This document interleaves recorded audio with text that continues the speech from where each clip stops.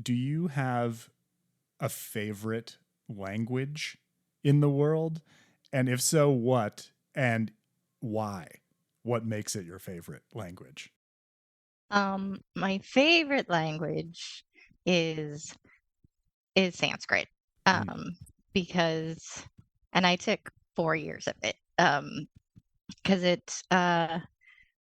it's so old, which I really like. So there's just like this when something I don't know, kind of connecting to something that's like in a totally different time just feels sort of I don't know, big and spiritual and uh just like it's like standing up and looking at the view from a mountain or something mm, as opposed to like looking at the view from down in the trees.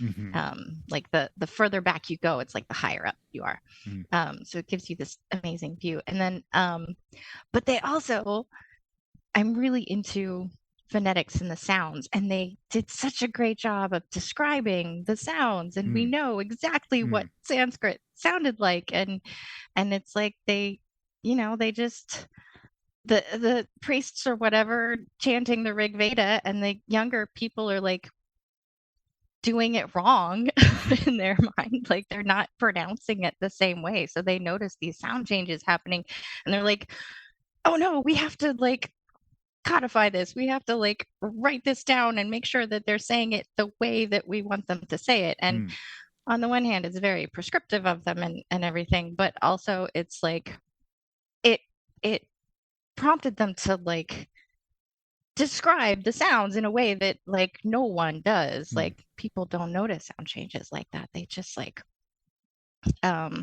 language just kind of happens and they complain that the youngsters don't do it the way the old people did Mm-hmm. it and stuff. And so yeah, I love that. I love knowing that I can move my mouth in the same way that they did. Mm. And there's like this kind of connection through that in a way. So I'm a speaker of, and not a very good one, of like a spiritual, like a sacred language, a holy language that was completely reconstructed, Hmm. and there's no reason to believe that it's pronounced anything like the way that it was in ancient times, and yet like we still have sort of the same sense of like sacred syllables and characters that I imagine is sort of what contributes to this. But because of that, I'm around a lot of people who are sort of apologists maybe for like the changes that have happened to Hebrew over time, and like the way that the way that they reflect sort of the culture that currently exists, and therefore it still sort of functions as these sacred sounds in Jewish Hmm. culture, despite like being super different, and despite different Jewish cultures speaking it super differently. Um, Hmm. what that gives, the question that gives rise to for me in hearing you describe Sanskrit is like, and why it's your favorite is that I wonder if that feels like a very personal taste to you, because I feel like there are people who say, I mean, you said like that's like very prescriptivist or something, like, and like people I know, I hear a lot of people, especially like with English, people saying like drifting is good, and like, you know, like this is how humans work, and like preserving it as it like set in stone forever is not only impossible but like it's culturally bad or something. And I'm not saying any of that is the least bit true. I'm just wondering like, is this, how philosophical is this choice of yours, or is it like personal in a way that you sort of consider very uh, much your own? Hmm. Um, Part of it is personal because I'm very like in my head a lot and like I have trouble like the whole like all the body stuff. I feel like I'm clumsy when I Mm, dance and like it's all kind of like this distant thing, but I'm very aware physically of my mouth. mm, And so it's like I can get to the rest of my body like through my mouth. And so like the pronunciation of things and like doing this dance with my tongue and my lips and everything like um is just like super cool, and it helps me like unlock a lot of stuff. So in that way, it's kind of personal. Um, but like what you were saying about like Hebrew, it's like in that case it's like there are different things that are important in different languages. Mm-hmm. And like with Hebrew, it's the consonants. Mm-hmm. And the vowels can kind of change, and they can, they can shift around, like Arabic and Syriac. I took some of that too. And there's a lot of flexibility in the vowels. And in English, there's a lot of flexibility in the vowels. And if you look at the different dialects, like, like the vowels change first. And so like, and the consonants also change, absolutely, but not as much. And you can understand someone who just has a different vowel pattern in their dialect. And it's fine, and it works, and it's all language, and it's amazing. And did I answer the question at all? I feel like I got off track. You certainly answered the personal part. I'm wondering if like the way that different things are important in different languages.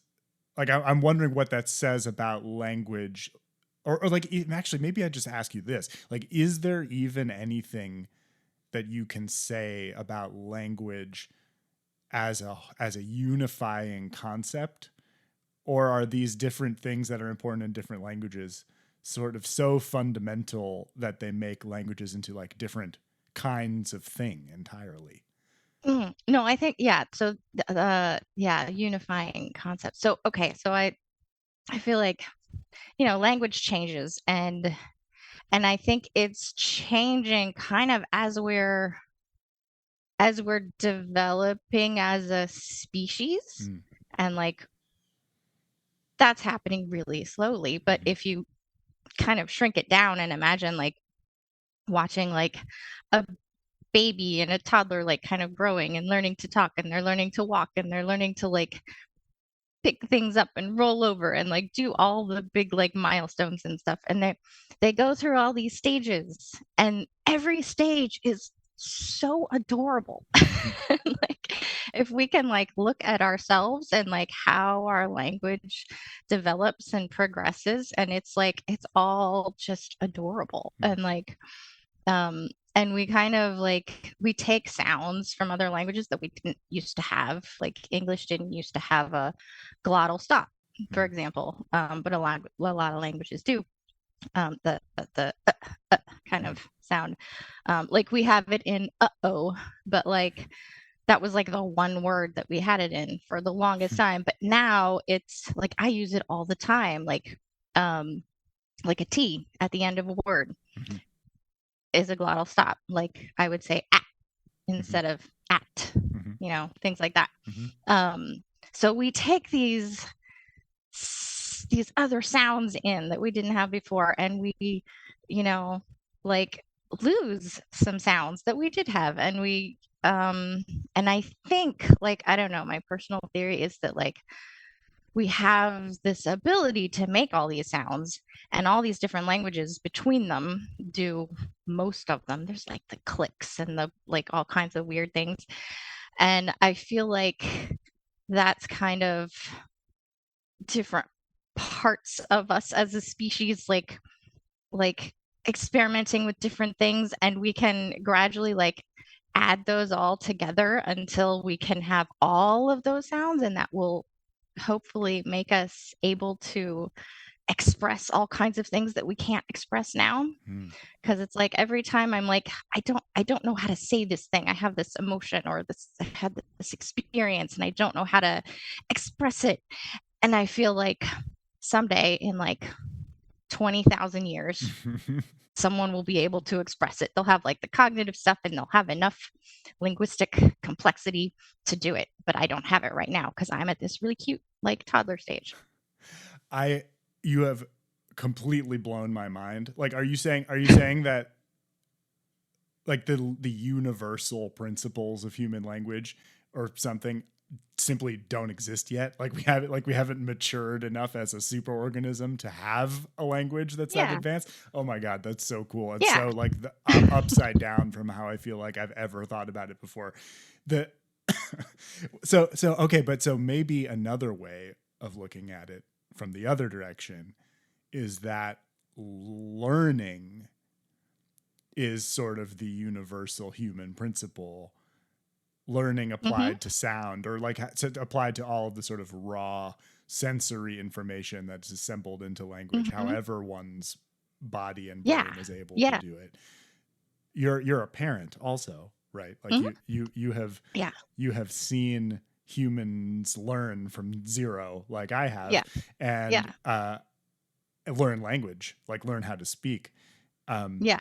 can you talk about sort of parallels between the sort of individual learning and like the cultural learning of the evolution of a language itself? Yeah. Yeah. I mean, there's like, it's like you watch a kid and they're trying to do things either physically or linguistically, and they get frustrated and they can't figure it out, or like they've got this thought in their head and they can't make the sounds, or they can't like take that step reliably, and and it's like there's so much angst, and like they're trying so hard, but you can also see they're learning, and and you know they're gonna get there, and like and you know they're gonna, like okay, today they can't take more than two steps, or they can't like say the word spaghetti, but like in a week or a month or something, or a year, they'll be able to say spaghetti, just like no problem. And and so it's like when I look around at like all this crazy shit in the world, the wars and the awful stuff, I'm like, okay, it's like growing pains, Hmm. it's like this is like us being frustrated and whiny about it, and like, crying and throwing hissy fits over it, throwing little tantrums, and we'll get past it, because we'll learn how to communicate with each other, and we'll learn how to, like, our linguistic abilities will develop to the point that we can all just sit around and have a nice conversation instead of like Mm-hmm. throwing blocks at each other. Oh wow, wow, wow. Okay, so I want to connect it back to what you said about Sanskrit, or the way you described Sanskrit, Hmm. because it was preserved as like a spiritual task, right? Hmm. Like it was a Hmm. ritual and like liturgical language. Hmm. Or, Yeah. or I mean, was it actually, don't know this? Was it also like the common spoken language at the time, or was it like reserved for Yeah. this purpose? It was. Yeah. Yeah. Yeah. It was. Wow. Yeah. Okay. Okay. So that's even deeper because it's like now you live in a society that just speaks in the language of. I mean, I guess this is like the way it was with Hebrew too, but supposedly, but it's like the religions of the Jewish people formed so far after that time that it's still just sort of like Hmm. legendary time, and Yeah. the Hebrew in the scriptures sort of just represents that whole culture. So but you so you're clearly like enamored with the sense of sacredness that the protectors of this language, or at least like the people who transmitted the canonical works of this language, like to the sacredness that they gave to their task. The thing that you just described, this sort of like global maturation process of all cultures getting to know each other, seems to me to have like a fairly spiritual bent to it. Also, it's like Yeah. it's sort of a faith, Hmm. and I I didn't know that. I mean, I knew that you were a spiritual person, but I sort of didn't realize how language itself, how central it was to maybe to like your spirituality. Like, do you relate to that statement? And can you Yeah. say more about how that plays out in your own practice and life? Yeah. Yeah. I mean, so language is just, for whatever reason, for various reasons, has always kind of come to me sort of easily. So that's like one of my strengths, and I'm a big fan of using my strengths to overcome my weaknesses. And so language is like a path for me to unlock all kinds of things. And I had some like blocks in spirituality for a while, but like that was a way for me to get to it. So I'm not saying it's like an objective path into spirituality, but it's my path into spirituality, and it works really well for me. And since on a certain level everything is spiritual, you know, it's I'm comfortable with that statement. It all works. Yeah. It all works.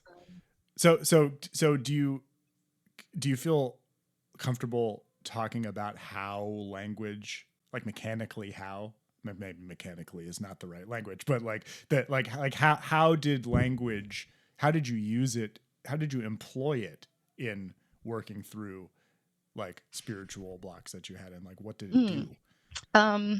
Okay, for example, and this sort of ties into the Sanskrit thing a little bit.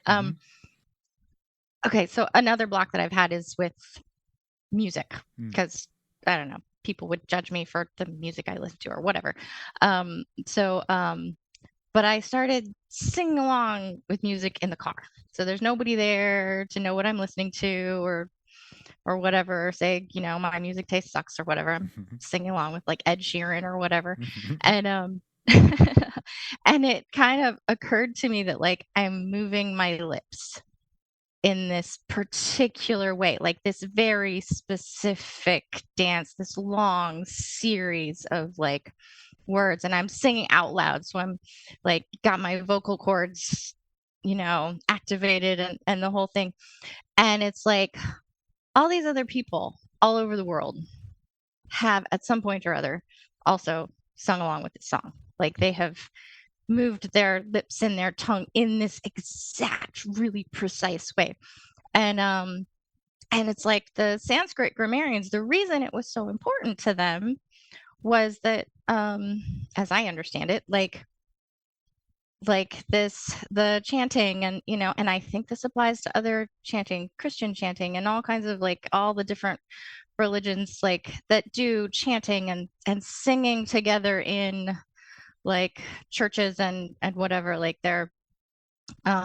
there's this sense of connection, and you go to a concert and you look at everyone, they're all singing along, and there's this sense of connection. And then I start like kind of stepping out of time a little bit, and it's like, okay, I'm alone in the car, but like all these other people, all these other places, all these other times have done this exact thing. And it's like, it doesn't have to be at the same moment. It doesn't have to be in the same place. Like if you're doing it in this way, you're kind of like sort of occupying the same, not space and not time, but you're occupying the same something, the same piece of existence, and as all these other people. And the really old stuff like Sanskrit or whatever, or whatever, you know, old language that has these chants that have been, or songs that have been carried down, you know, you're connecting with people from like way back,